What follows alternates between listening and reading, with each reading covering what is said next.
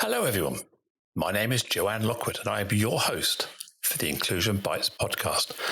In this series, I've interviewed a number of amazing people and simply had conversations around the subject of inclusion, belonging, and generally making the world a better place for everyone to thrive. If you'd like to join me in the future, then please do drop me a line to joe.lockwood@seechangehappen.co.uk. That's SEE changehappen.co.uk. You can catch up with all of the previous shows on iTunes, Spotify, and the usual places. So plug in your headphones, grab a decaf, and let's get going. Today is episode 35 with the title, Empowering Everybody to Better Share Their Gifts with the World. And I have the absolute honour and privilege to be joined by Penny Pullen.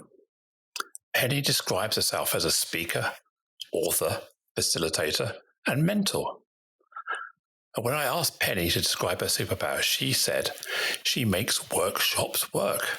And that's a tongue twister. So hello, Penny. Welcome to the show. Hello, Joanne, and thank you so much for your introduction. It's really fun to be here and to be chatting away with you. Yeah. You asked me, you say that I make workshops work. And yeah, I suppose I do that. And I've been doing that for about 20 years. I started off as a project manager and program manager and was very interested in, how do I really make these projects and programs as good as they possibly can be? And realized that actually it was all about people. I was just about getting that sorted and working out how to work with groups in person when something happened that shifted my whole world into virtual. About 19 years before everybody else, I was meant to be hosting a kickoff meeting for a big program. This is the first time I'd ever run a whole program, just me. And there are all these people coming from all over the world. We're going to spend 2 weeks in New York. What fun. Except the date on my ticket when I was flying out from Heathrow to Newark was the 13th of September, 2001. Now, yes, the listeners can't see, but you've just pulled a face and gone, ooh, because that's 2 days after 9/11. And oh boy, we weren't going anywhere. We were grounded for 3 months. So that program had to happen virtually, a little bit like everything had to suddenly go virtual at the beginning of the lockdowns of 2020. So yes, so that added in virtual to the mix because I still had to get this program done with quite ancient technology. It's much easier in a way now because we can see each other on a desktop. Brilliant. But then nobody really knew about this virtual thing. And I spent ages working on it and ended up being asked to help other people and write books on it. But I've probably carried on long enough. So back to you, Jan. Yeah, when you were talking about those days and weeks and months after 9/11, I look back, most people kind of remember where they were. It's one of those where you were type moments. I remember I was working on a project for a cable TV startup in Irvine in Scotland. And I remember we just got the head end, the technology center up and running. They had the massive big dish in the back, and they plumbed it all in. And those were the first pictures we got live in the computer room in the head end in the knock. There's the picture we had up, and we were all gathered around this small screen, looking at I think it was obviously the second plane hitting the tower because nobody saw the first plane hit. And we were just stunned silence. And I was texting friends that I'd been in New York with the year before, months before, just reminiscing and just stunned silence. So that was, a world-changing day and time, wasn't it? It was. And I had a friend who was in the air at that time, flying to the US. And they had no idea what was going on. They just know that they suddenly entered a holding pattern, go around in circles. I think they ended up landing in Gander. And if you've ever landed in Gander in Newfoundland, it's quite an adventure. I mean, I've been there once on the way to Miami and sat on the tarmac in Gander for 5 hours because somebody had a suspected heart attack. But she was in the air. And of course, she knew nothing about what was going on at the time.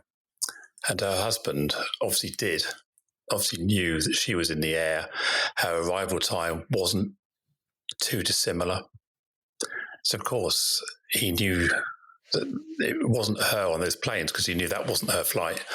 But he was worried, he didn't know what was going to happen. So, yeah. And when she landed, all these panic phone calls and messages, she still had no idea until suddenly everyone became aware of what had happened. And so she tells that story from a different perspective, being up in the air at the time. So, yeah, it's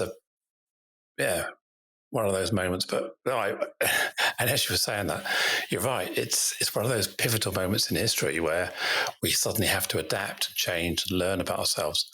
So the need for you to develop the virtual training, the virtual way of interacting with people, as you say, at a time where Zoom didn't exist, Teams didn't exist.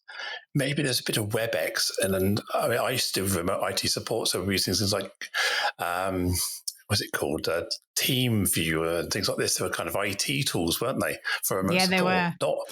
Yeah. The only way we saw each other face to face was really when we were in the video conference suite, which tended to be a corner office, normally booked solid by very senior managers at the lovely time, between 2 and 5 when the UK and the US overlapped. We could book those, but we couldn't do video on the desktop like we can now. I think we were able to see each other's screens if we had IT tech support tools. But yes, all very, very different. And the funniest thing is that there are now people in the workplace who don't remember 9/11. And the mobile phones, they were phones. And I seem to remember cameras were just coming in on phones. They weren't de facto, they weren't the standard feature. No, not at all. Maybe some video messaging, or you share video clips with each other, or you maybe just about be able to send a picture. And it was very early days, wasn't it? And I remember you go into companies and you had to prove that your camera was disabled when you walked into the building, and everyone was scared about people stealing secrets. Absolutely. Yeah, the world has changed so much, hasn't it? Yeah, I can remember we did most of the work by conference calls, so we couldn't see each other at all, but we had to listen out very carefully. And we got a lot done that way, but we had to be structured. It forced us to do things well. And I think that's how it forced me to develop all the things that I then used and helped other people with, and ended up thinking through properly in the year that I wrote my book, Virtual Leadership. And I'm so glad I had a chance to think through that book and write it well before, a few years before the pandemic hit, because then it was there, it was ready, people could just grab it. And it's been selling like hotcakes, that one. So what's a couple of the big nuggets of lessons you learned at that time, or put in your book? What's the kind of big nuggets from that? Yeah, there are a few things. One thing is that I think people are just about getting about now, is that virtual working is not just about being in virtual meetings. That actually you need to think, how do you as a team work effectively? And then work as much as you can asynchronously. You don't have to be together face to face like you and I are when we're recording this.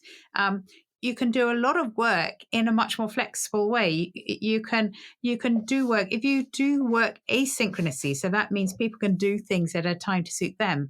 Then you can flex around people's needs. Perhaps people, for example, have kids they want to collect from school. Yeah, they can go off, collect the kids from school, come back, but then they can make up that time to produce the output that's needed at a different time. Perhaps they work far better first thing in the morning or last thing at night.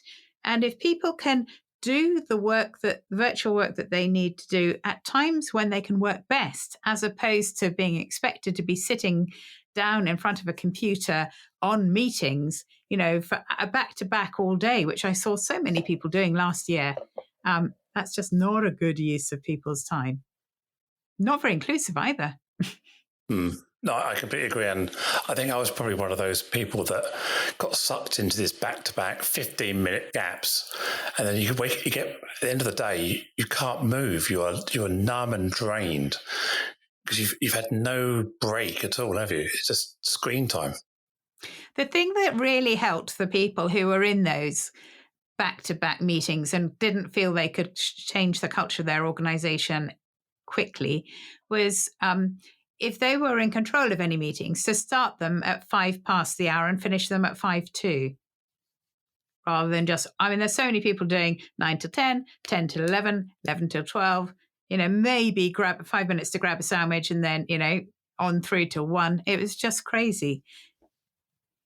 Yeah, that's certainly a lesson I've learned, is to make sure I've got wrap time between the calls, and because inevitably the calls always end up overrunning a bit, don't they? If you're not careful, every call overruns into the next. By the end of the day, you've just literally overrun, or your contingency is your lunch break or a coffee break. And I've seen people when I'm running training that they arrive dead on time or 30 seconds late because they've just come from a meeting. And at the end of the training session, they're saying, well, I've got to go. I'm into another meeting now. It's like, so you haven't really been present because this training is squashed between two other activities. And I do question sometimes whether people need that half an hour to decompress before and half an hour to absorb at the end before doing something else. Otherwise, it's such a transient activity that there's no memory of it. Yeah, and actually, we need time to get actions done. There's a whole chapter in my new book coming up all about how do we make sure workshops get actions done. Because so often, I don't know if you're like this, Joanne, but you find that there are meetings, particularly in big organizations, there are meetings, and then a couple of weeks later, they have a meeting and none of the actions have been done, and they essentially agree all the same actions to carry forward. It's crazy. I'm guilty of myself. I'm so busy scheduling new business or delivery, I very rarely have time to focus on the admin or getting back to people with information that I said I would.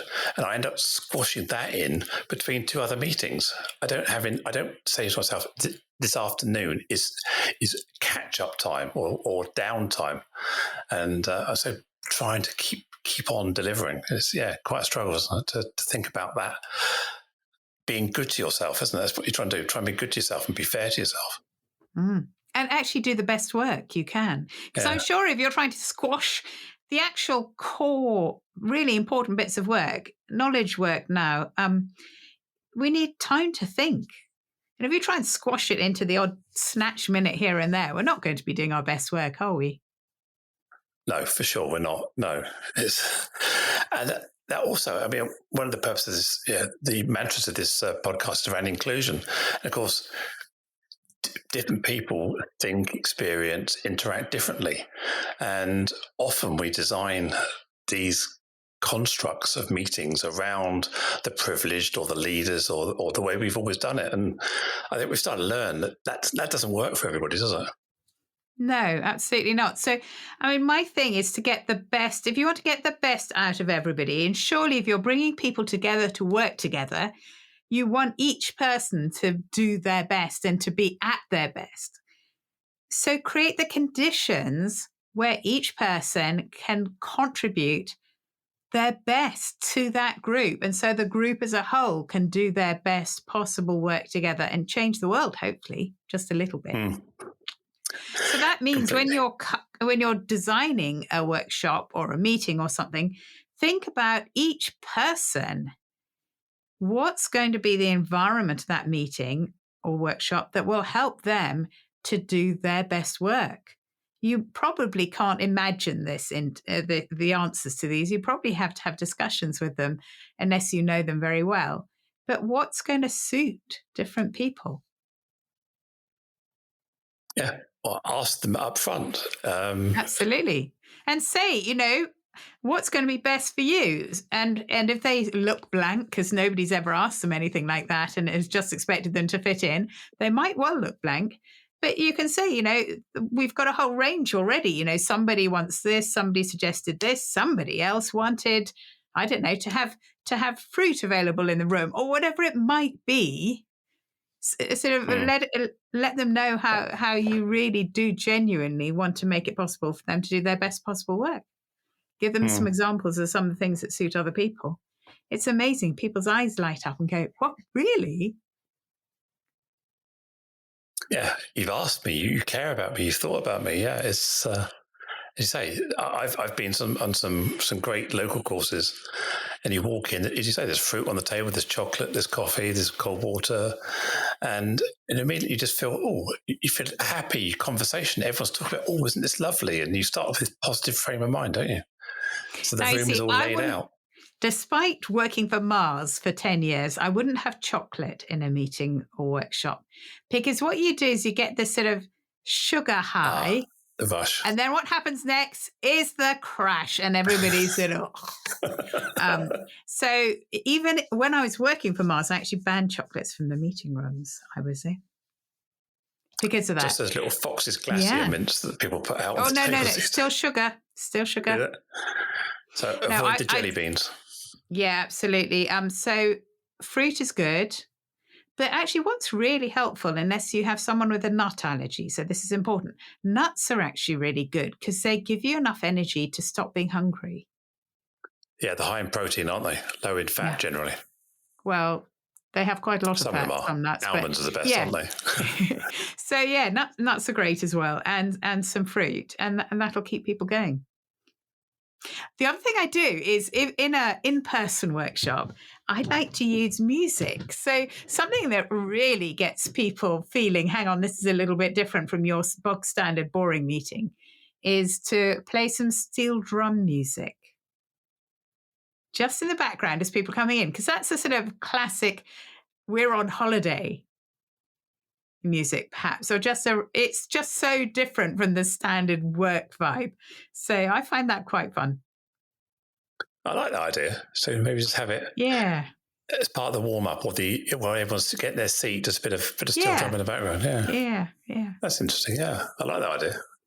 Might have disarms people. But don't do anything that is steel drum music of standard tunes, especially ones that have words, because it's very easy with music to switch people back into a state from the past. And the last thing you want is to be playing a music that was, our song when somebody's just gone through a dramatic and unhappy divorce, for example. So nothing that invokes a memory. Yeah. And that's part of when I talk about inclusion, is thinking about all these permutations, about not using your own lens all the time, thinking about the impact or how that would resonate with somebody else. And as simple as that, as you say, triggering a memory, triggering an upset, overemphasis on family, overemphasis on children in discussions. And that may well lead someone to feel sad or upset if they've lost someone recently. So it's, it's so difficult though, because we love these human interactions and almost have to pause and take a break and step back and go, is this going to work? Is this a good conversation? And think about, what are the assumptions that I'm making about people? So it's so easy to assume that people fit into the stereotypes of that age, of the age that they are, or of the gender, or of, all sorts of things. I remember I was with a group of friends several years ago, and we were talking about television and soaps or films or whatever's been going on. And one person didn't have a television. And of course, we were all fascinated about how this person was able to survive in their life without a television. And apparently, they didn't even go to movies or the cinema. So they had no visual media bias in their life. They had no visual media Wow. entertainment. And we all found it really incredible. But then as the day and the time with them progressed, we found it really difficult to have conversations because we realized that so much of the context and the conversations and discussions we had a kind of culture based on film and TV. Even just down to expressions or humor or scenarios or quoting a line. And we found it really strange. And that made me realize that people experience the world differently. They have different paradigms, different metaphors to the ones I use. And what I thought were really good examples suddenly didn't work. And it was really testing. So, yeah, we can't make those assumptions that people think and perceive the world as we do. Absolutely. So that's why it's really, really important. If you want to get the best work out of people, which is if you're bringing people together for a workshop or a meeting of any sort, you're doing that to get some work done together. Then actually know who the people are and design the process of your session so that each person can do their best work. And overall, you can do fantastic work and you can have lots of fun doing it. Yeah, I think a fun element, it has to be enjoyable, doesn't it? Work shouldn't be tedious. Work with an element of satisfaction and enjoyment doesn't become mundane, in which case you're more likely to be diligent, engaged, productive. Absolutely. Now, it's interesting, you see, I don't know if you know the book Death by Meeting by Patrick Lencioni. I've not read the book, but I've been in the meeting.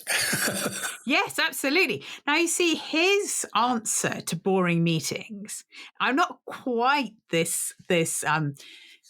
I wouldn't go quite as far, but he says the best thing to do if you're in a boring meeting is to mine for conflict. Because if you dive deeper and find things that people care about enough for there to be conflict and a little bit of tension, then you've got to something that people care about and not just can't be bothered. Okay. Which I think is interesting, but I suppose the core of what he's saying is that actually people do care about things, and if you're working and you're sort of glossing over everything and it's just tedious and boring, you're not actually engaging with things that people care about. So maybe mining for conflict is one of the ways to do that, but I'd probably say mine for things people care about as opposed to try and find conflict. Yeah. Also, maybe when you're thinking as an inclusive leader or as an inclusive facilitator, as you're the host of that session, you have to be aware and emotionally intelligent enough to understand you're losing the audience. Because how often do we see people running for the finish line? I'm going to give you this. I'm going to finish. No matter what happens, you're going to get this, without stopping, reflecting. Go, actually, the right thing to do here is to pause, change, and adapt. Because I've sat in meetings where we've ended up getting our hankies out of our bags and waving the white flag, sort of saying, we give up, we surrender. It's interesting because I talk about this a little bit in the book that's coming out in July. And I talk about how people tend to go into I've got to be in control mode. So I've got to finish this, whatever, that I'm the authority. The spotlight is on me. I'm, something's going on. I'm the one who has to know what's going on, and I need to make the decisions as to what happens next. And it's a complete disaster, like you and your friends with your white hankies. That's what it feels like. Whereas if I've learned now, after many years of doing this, that if I'm in a workshop and it feels like that, and I'm the workshop leader, I will say something like, to me, it feels like we are elephants when we're wading through this gloopy field full of treacle. Doesn't it feel a bit like that to you? And then everybody will smile and go, yeah. And then I say, well, what can we do? What are your suggestions for making it a little bit less like elephants through a field of treacle? And there'll be all sorts of ideas popping up. And then people will feel that they've we're all in it together. And that's a mode to switch away from. Switch away from, I've got to be in control of everything, to we're in it together. But actually, as a facilitator, that takes all the weight off your shoulders and actually lets you be much better. And you're much less likely to head off into the fight, flight, freeze response that you tend to get when you're really stressed. That comes very quickly when you're in this, I've got to be in control mode. Whereas if you're sort of, we're in this together, you've got ideas, I've got ideas. You've got different perspectives to me. You may see things that I can't. All those sort of things can all work together really, really helpfully, really effectively. So try and get people, or when you're running workshops, try and stop yourself heading off in that, I've got to control, I've got to control, I've got to control, over and over again, going around your head, and just think, well, if something goes wrong, well, there's all of us who together can sort it. But sometimes that takes a person with the right experience, character, confidence, as a if you like, a group leader, as a session leader, to be, rather than preach content, which often people preach content, is to have conversations with the audience. Absolutely. So you're not telling, you're showing an example and letting people build their own pictures. And then in that conversation, you can say, so how are we feeling about that? Anyone got any thoughts? How does that feel to you? And are we okay? Do we need a break, or would we be okay to carry on a bit more? Almost like involving them in the decision of what happens next. Yeah, because it's their meeting generally, especially as an external facilitator, it's their meeting. It's not my meeting. I'm just there to be the catalyst to make it all happen and work smoothly. It's very often when I'm delivering, I look at the or listen to the conversations going on. I think, well, actually, I don't want to stop this. The next couple of slides and the stuff I want to talk about, I want to cover. But what I try and do is drip them into the conversation rather than stop the conversation and deliver the slides. I actually present into the conversation and allow people to carry on. And once people are in flow, you want to keep them in flow, don't you? Absolutely. I used to trip up over flip chart stands. Obviously, you haven't been anywhere near a flip chart for a while when we record this. I used to get really worried about it, and it would go round and round my head.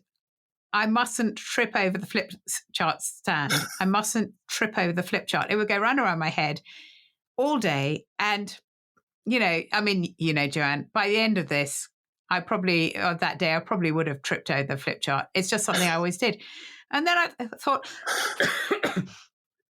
why don't I consider me tripping over the flip chart, sort of reframe it as, well, it's entertaining for everybody. So if I do end up tripping over, I'll do it in a flamboyant and entertaining way. And so there you are. There's something for you to laugh at. And it's sort of, I quite enjoyed it once or twice when it happened, but it's hardly happened ever since. Because I've not been thinking about it all the time. Yeah, I was delivering a training session at a hotel on a Saturday morning once, and as I was just about to get into my role, I just sort of said, "Hi, welcome everybody," and suddenly this massive crack on the back of my head, and I went flat into the table in front of me, and the whiteboard had come detached from the wall and pivoted and smacked me on the back of the head. And of course, I was now seeing stars and days. Everybody in the room was rushing to my assistance, and so we agreed that I was going to go off. The next person would come on and I'd come back later. So while I was off, I redesigned the first couple of slides and had a little emoji avatar of me with a big bandage around my head. So I came back and go, well, hopefully we're okay in the future. But yeah, you have to sort of evolve with it, make a laugh and reassure the audience I'm okay and seeing the funny side. But yeah, it was don't trip over the flip chart, mind out for the whiteboard on the back of the head. Yeah, I wonder if you were sort of expecting the next few whiteboards to land on you, or a little bit wary. I'm now more cautious. I'm definitely more cautious about what's behind me and what's above me. But yeah. Interestingly, a little while ago, you said that you needed oodles of experience to be able to switch into that we're in it together state. I think it's not just, it can come from years of experience, but Also, you can learn about it and know about it and practice it and actually get there without having to do the 20 years of actual high stress, and then working out for yourself that it's a better way to do things. So, Yeah, I agree. I've kind of learned it by experience over the last couple of years. So I haven't got 20 years experience in doing that. It's just, it became a style that evolved, and I detected it worked. Therefore, I rewarded my good behavior by doing more of it, and it became that self-fulfilling action.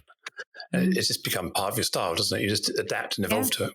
Yeah. But if somebody said to you up front, you know, when you begin to get really stressed and you're feeling like you have to be in control, just notice that and deflect away from it to actually know the whole room, we're all in it together. We can do it together. It's not about I. If people in that sort of controlling stage go, it's all me, me, me, me, me, I, but actually it's not me, it's we. And if you think, actually, there's all of us. And I often think, and there's a picture in my book as well, of a metaphorical spotlight. Imagine it on the ceiling above you if you're in person in a room. And the people who are in that sort of, you know, I've got to be in control state often seem to have this metaphorical spotlight. I mean, it's metaphorical, but it seems very real to them indeed. They've got this massive spotlight shining onto them.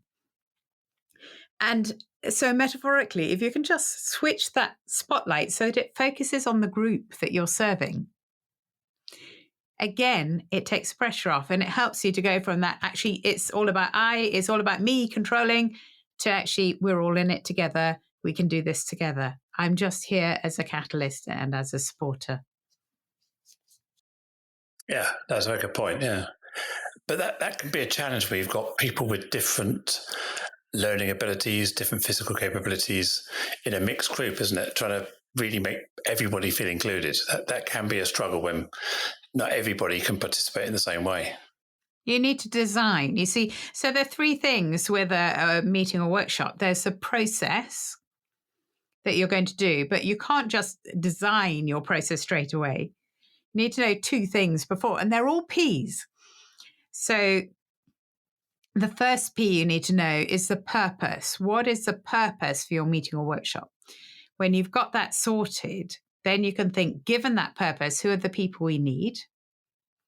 Identify the people, and then learn about them and how are they unique? What are their preferences? What are their strengths? What are their weaknesses? What do they bring? What do they need? All those things about the people. And then you design the process of your workshop, whether it's in person, whether it's virtual, whether it's hybrid. Those three things apply. Know your purpose. From the purpose, work out the people, and then knowing deeply about the people and their perspectives and their preferences, all that stuff, then design the process to suit that particular group. Yeah, definitely. The other thing I think people often forget is asking people if they have any needs or special requirements, even down to, do you need a regular break? Is there anything going on? So I've delivered a few sessions in the last couple of weeks where one person was blind. I was having a conversation on Zoom this morning where the person was deaf, and I had to turn subtitles on Zoom and speak very clearly, articulately, because they weren't also, they were non-native English speakers as well, so they were lip reading and subtitling when English wasn't their first language. And it was, I found myself very conscious about making sure that I took responsibility for being understood. And sometimes when we don't take that leadership role in communication, we speak to be heard from our own lens, not the other person's lens. It's interesting because of the virtual leadership work that I've done. I've had a lot of people who are not English mother tongue speakers who I've interacted with virtually. And I interviewed an expert in business English once for virtual. And it was really interesting because I completely put my foot in it. I made a complete hash. I introduced him as a leading light in the world of business English. And he said, Penny, thank you for giving me that marvelous example of how not to do it. Because I'd used the phrase leading light. So while my pronunciation was impeccable and my accent was understandable, and even the words were quite simple, what I'd done was I'd used a metaphor of a leading light, which is something that when you're sailing and coming into a port, you might have two lights that line up and you can use them to work out where the channel is. Now, how somebody who might be from central China would know anything about, little lights on sticks in the sea off the coast of England, they just wouldn't. And so it was a way of excluding. And ever since then, I've been so careful thinking about not just clarity and speed and all of that, but also the words that I'm using to make them inclusive. I'm very conscious about words that are associated with good and words associated with bad. And often masculine words are more worthy, better. Sometimes feminine words are less worthy or seen as worse. And when we think about racism, some words are associated with the light as being great and the dark as not being great. So you've got to be sometimes really conscious and mindful about, as you say, there's analogies, metaphors, or similes we're using. What do we mean by that? Are we effectively using effectively a racist connotation to describe something as bad? Yeah, it's really. Dark, Yeah. it's sinister. Yeah, sinister. Left-handed people. That's me. Not I'm good. left-handed. Yeah. Yeah. Half my family are left-handed. I'm right-handed. But yes, are they sinister? Well, it wasn't so long ago that we were excluded from certain job opportunities. You couldn't work in a bank because they were worried you might smudge the statements you were handwriting them. You couldn't write envelopes. So I've actually seen a memo from Barclays saying that we're now allowing people who are left-handed to work as clerks. And that was like in the 50s. It wasn't that long ago. So it's incredible. I mean, the example I often give is that I've got one of these thermos soup flasks and it comes with a spoon in the lid. And the spoon only works if you're right-handed. As soon as you're left-handed, it folds up every time you use it. And incredible that a company like Thermos designed this product with a spoon that doesn't work for left-handed people. And it just shows that we all have these blind spots to design, to thinking about other people. Absolutely. And I particularly think of left-handed people because once I was doing something and we had an activity that had involved paper and scissors and glue, I think. I don't know what it was. It was, I don't like icebreakers and energizers that are for their own sake.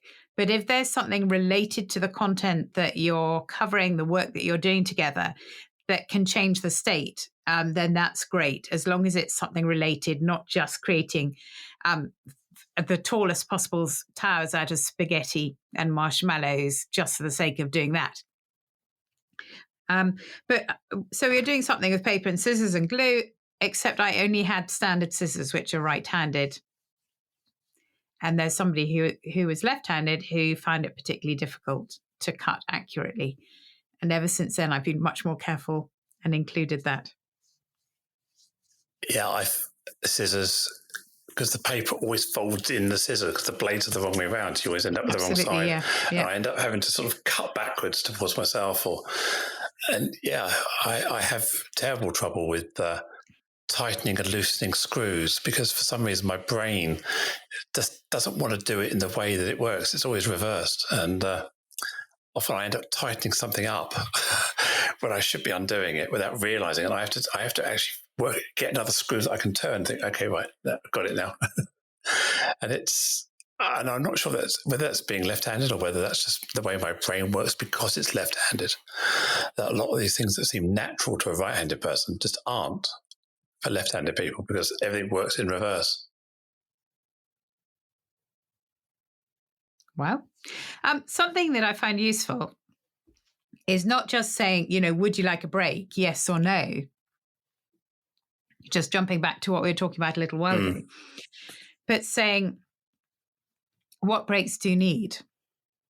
So asking open questions as opposed to yes/no questions with yes/no answers, which makes it easier it's as if you're expecting a response to that question. It's not just a sort of, we'll have, breaks are fine. But actually, what dietary requirements do you have? As opposed to, do you have dietary requirements? Yeah. I ran a workshop the other morning, and at the beginning of it, someone said, I'll be having breaks during the session. It was a 2-hour session. I said, yeah, I'm planning one around about an hour in. And if we need one, just in the last 20 minutes or something. They said, the reason I need to know is my dog needs to be let out every so often. So it'd be really helpful for me if it was 40 minutes rather than an hour. I went, absolutely fine. 40 minutes is good for me. And so there was just by planning the schedule around my needs, it actually reminded me that I actually need to ask people about, was that okay for them?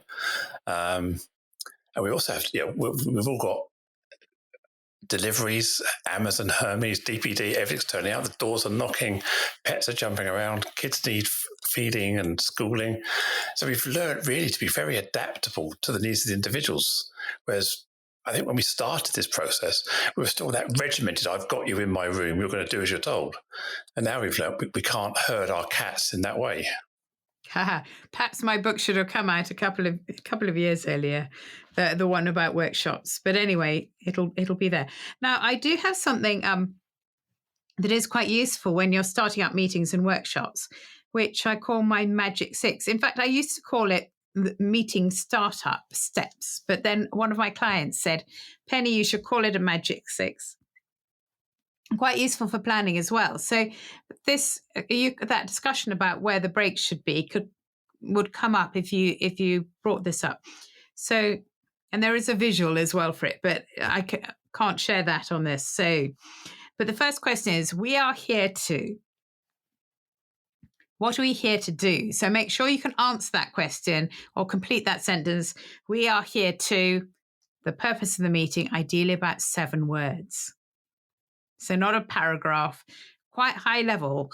How will you know that this has been a success? Because you've done this thing. And then the next of the Magic 6 is, today we will ...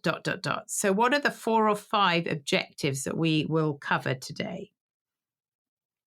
The next one is our plan. And that's where things like start times, end times, breaks, and so on comes in. Who's doing what is another one. So what people are playing which roles in the session, and make sure you've got them. I mean, with virtual, we need to have somebody keeping time.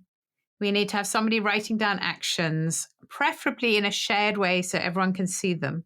And then they can, say, actually, that's not quite what I meant when I said I'd take that action on. And so on. One that's often forgotten is how we're going to work together. Lots of things there. I mean, especially virtually. Things like we know about muting if we're in a noisy environment. We've had so many dog barks and so on over the last year or so. But one person speaking at any time. If you're on a big call, why not say your name at the beginning of anything you contribute? Because it's not always clear. I know the little lights come around boxes, but it's not always clear. And especially if somebody says, I'll take that action, and nobody knows who it is. So those sort of things, how are we going to work together? Which is, if it hadn't come up already, hopefully that's where can we break every 40 minutes so that my dog can nip outside quickly. And then the final step is, what's happening next? What's next? So that right from the beginning, we're thinking about what's going to happen afterwards. And if you get those 6 things sorted and clear, both in your preparation, but then crucially at the beginning of a meeting or workshop, then it will go much more smoothly, and it will be shorter as well than it would otherwise be.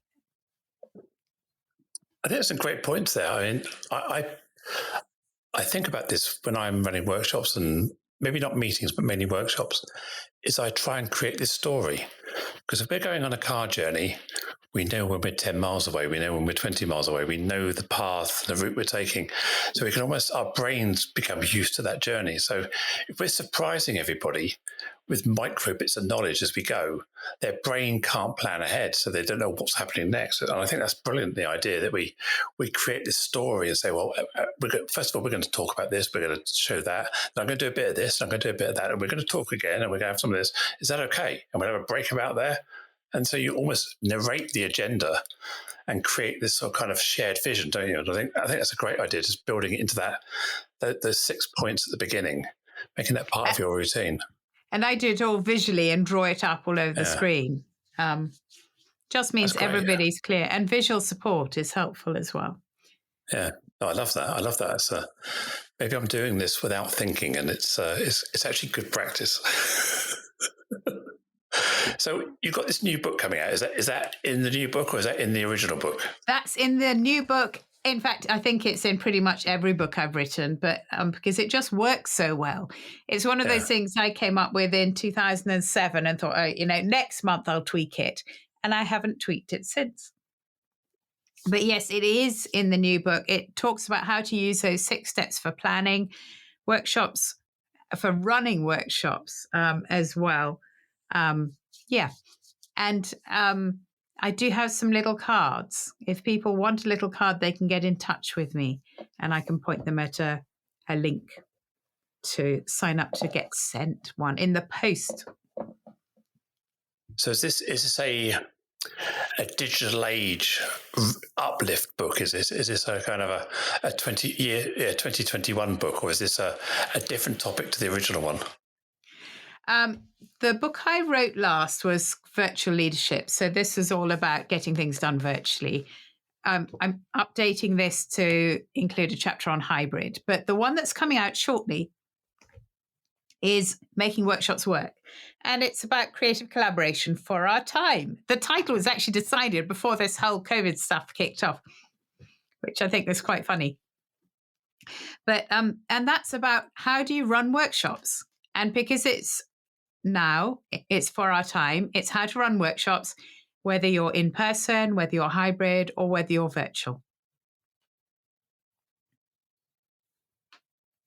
So you've got any more nuggets? I know you don't want to ruin the entire book. You want people to buy it, but what other little nuggets have you got in there that you can share? I'm happy to share. So I'll give you a feel for the flow, and then maybe some nuggets will emerge as we go through. So I talked through some of my own horror stories, the complete disasters, and I got some other people to share theirs as well.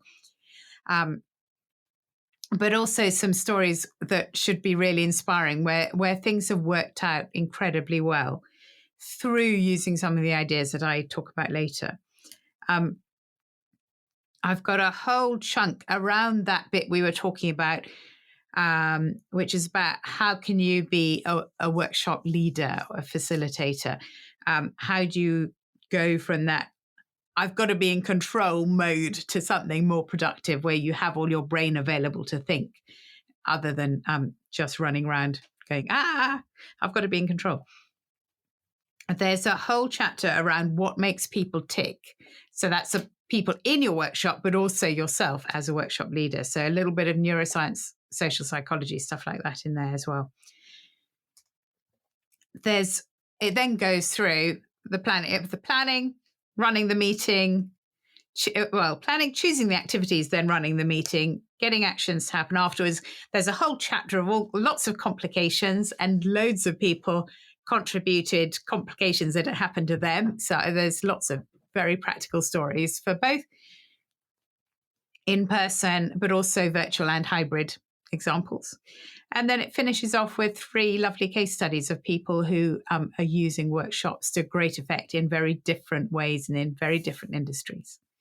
So that's the book. And that's out in July, is that right? July the 13th, it comes out as a printed book.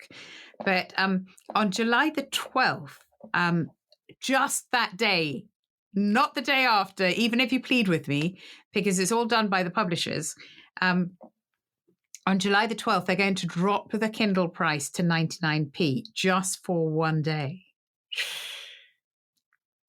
So that should be about a week after this podcast episode drops. So put it in your diary now. So it's a Monday. It's a Monday. So it should launch on the Thursday. So 3 or 4 days time. Okay. Yeah, that's right. So the Monday after this, Monday, the 12th of July, the 99p offers there. I mean, it's still very good for £20, which is the normal price. But I just thought people might like, to have or if you fancy the paperback and the real print, invest in it. Or if you just want a quick preview, read the 99p version on Kindle. Yeah, great bargain. And there will also be a colour workbook to download that you can actually write your own stuff in for the whole planning and preparing part, with lots of examples as well of doing things very visually, which I hope will be helpful. Well, I'm looking forward to that. I'm going to put a note in my diary to remind myself to on the 12th, on the Monday, to have a look at that. Yeah. So what's your vision for the future? We're living in this changing world. We've got hybrid, we've got in-person, we've got return to the office. Where do you see the world going, and how do we adapt and not ignore what we've learned? Well, we need to not ignore what we learned. The thing is, this whole thing about how people work effectively together, the core is the same, whether you're virtual or hybrid or in person. It's about helping each person to do their best work. That is really dead simple. And it's also really complicated, but it is that simple. If we can get everybody to do their own best work and to interrelate with everybody else as effectively as they possibly can and work together to produce amazing stuff, doesn't matter if we're hybrid or virtual or in person. That's the challenge, isn't it? It is so obvious. Yeah, we know the facts don't change people. We know that we shouldn't drive too fast, we shouldn't eat too much red meat, shouldn't drink too much. We still do. And we still don't really appreciate how to motivate people, how to engage people, how to get people on our side and create that sense of belonging. We still struggle with that, don't we? And I guess that's our own human nature. If everybody was the same and everybody could do that, there'd be something else we hadn't considered. Well, that's probably why I'm using so many stories in the books that I write, because I think, yes, I can present the facts and I can present checklists and tips and all sorts of ways to make it as easy as possible. I think the most powerful thing that people remember are the stories and the difference this can make. And also what happens when it all goes horribly wrong. And some of the most horrific stories are ones when I was in charge. I actually once shouted at an American lawyer in a very high-powered meeting in Brussels with all these very senior people. I shouted, "Shut up." Anyway, I analyze it in the book, not quite as long as I've analyzed it in the past, I think 15 years or so. Anyway, it's not what I advocate, but lots of little things like that just bring it to life and make it real. Oh, that must have been kind of horrifying but gratifying. Did you get looks from around the table going, "Well said"? I was horrified and I thought, oh no, I have committed the ultimate sin as a workshop facilitator. I can remember looking around and what I saw in everybody else's faces was relief. We had 60 minutes and this guy had spoken for 10 minutes and 32 seconds and other people had been trying to say something and he just carried on.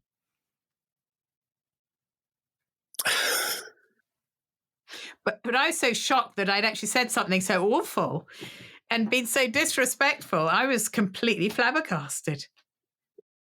But we do find those people in our workshops, don't we? But they ask a question, they actually launch into a huge monologue, which is all about their opinion and their thoughts and how they would do it differently. And you wonder where the question is. Yeah, he didn't say anything for the rest of the meeting, and I apologized afterwards. But actually, funnily enough, he was only really an observer. He wasn't even a core part of the.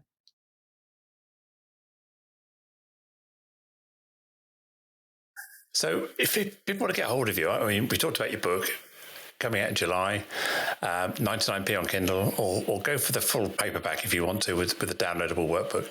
But how do people get hold of you?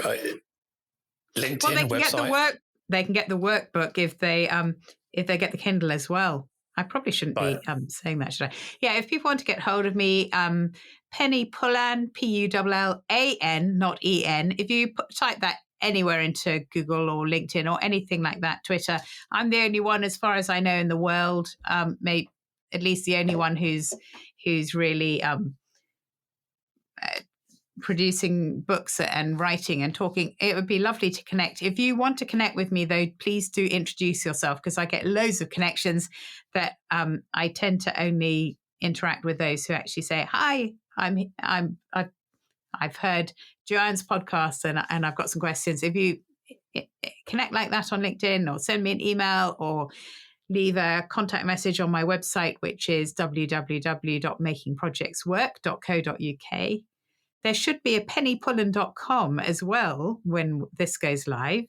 So if there isn't, then there's spanner in the works with website development. But anyway, hopefully it should be easy for you to find me. And I would love to hear what you have to say and to respond.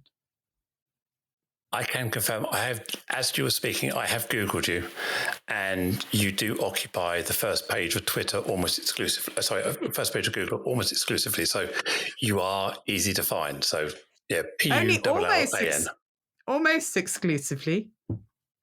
Have you found anyone else with the same name? Because I haven't so far, but you never know. There might be anyone. No, you're right. There is nobody else on that list. So the first page, you do own it in various guises, whether it's your book, as a speaker, on Amazon or on other sites. So yeah, you're quite correct. You are the only one on the first 2 pages. So yeah, it's very handy when you own your name in terms of marketing and brand and PR, isn't it? So yeah, you are the only one, which is fantastic. Easy to find. Isn't it?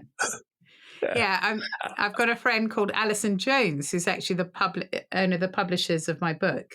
And I think there are lots of Alison Joneses, whereas Yes. Penny Pullan, thanks to my husband, Pullan spelt strangely. There is a Penny Pullen, but that's not me. So I've just been to your website, Making Projects Work, and I can see there your virtual leadership book, your little bio, your services and case studies. So that's, good stuff. There's plenty of information if people want to find out more about you there, or on LinkedIn or Twitter. I follow you everywhere. So anyone listening, please do get in contact with Penny.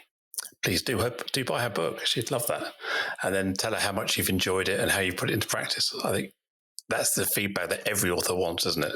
Or what if you disagree, that'd be great too.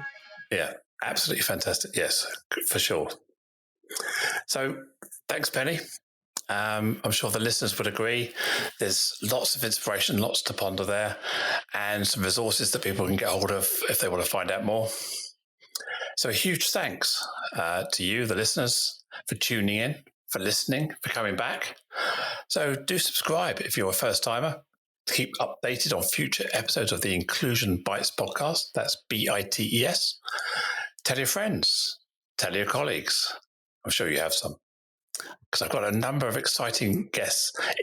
I don't know if they're going to be more exciting, but I've got loads more exciting guests come up, and I'm sure you're going to be inspired by them over the next few weeks and months. So please do subscribe.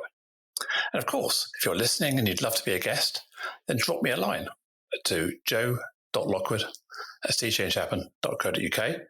Tell me how I can improve future shows. Tell me what you like. Tell me what you hate. And finally, my name is Joanne Lockwood, and it's been an absolute pleasure to host this podcast for you today. Catch you next time. Bye.